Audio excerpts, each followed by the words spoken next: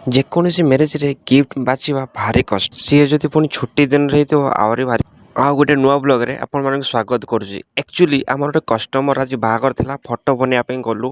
ଆଉ ଦୋକାନୀ ଫଟୋ ବନେଇ ବାଇଣ୍ଡିଂ କରିକି ଆଣିଲୁ। ଆଉ ସାଙ୍ଗେ ସାଙ୍ଗେ ଚାଲିଲୁ ତାକୁ ଗିଫ୍ଟ ପ୍ୟାକିଂ କରିବା ପାଇଁ। ପ୍ରଥମେ ବହୁତ ଗିଫ୍ଟିଂ ଖୋଜିଲି କିନ୍ତୁ ପାଇଲି ନାହିଁ। ଗିଫ୍ଟ ପ୍ୟାକ୍ ପାଇଁ କଭର ମିଳୁନଥିଲା। ଫାଇନାଲି ମିଳୁ ମିଳୁ ଜଣଙ୍କ ମଉସାଙ୍କ ଦୋକାନରେ ଏଠୁ ପହଞ୍ଚିଲୁ, ଯାହାକି ସିଏ ଦେଖିବାକୁ ସେ ଯେଉଁ 1971 ମସିହାର ଆର୍ମି ଅଫିସର ହୋଇକି ବି ରିଟାୟାରମେଣ୍ଟ। ସେ ବର୍ତ୍ତମାନ ଏଇ ବୟସରେ ନିଜ ଗୋଟେ ସ୍ୱତନ୍ତ୍ର ଅଭିମାନ ଗୋଟେ ସୃଷ୍ଟି କରିଛନ୍ତି। ତାଙ୍କର ଫଟୋ ଆମକୁ ଦେଖିଲେ, ଦେଖ ମୁଁ ଏଇ ଜମାରେ ମୋର ଏମିତି ଦାଢ଼ି ଥିଲା, ନିଶ ଥିଲା। ସେ ଯାହା ବି ହଉ ମାନିବାକୁ ପଡ଼ିବ ମଉସାଙ୍କୁ।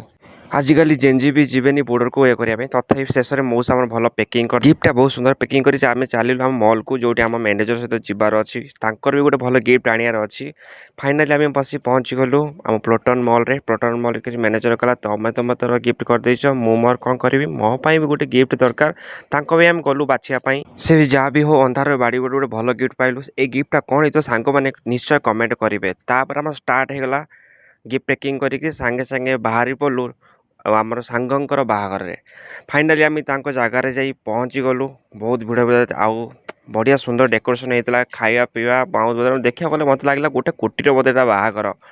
ସୁନ୍ଦର ସେଲ୍ଫି ନେଇସାରିଲା ବାହାରିଗଲୁ ଖାଇବା ପାଇଁ। ଆମେ ଏତେ ପ୍ରକାର ଆଇଟମ୍ ହେଲା, କନଫ୍ୟୁଜ୍ ହେଲୁ କ'ଣ ଖାଇବୁ। ସେ ଯାହା ବି ଖାଇବା ଭିତରେ ସବୁ ବାଣ ବୁଝା ଦେଖିକି ମନେ ପଡ଼ିଗଲା ମୋ ବାହାଘର କଥା।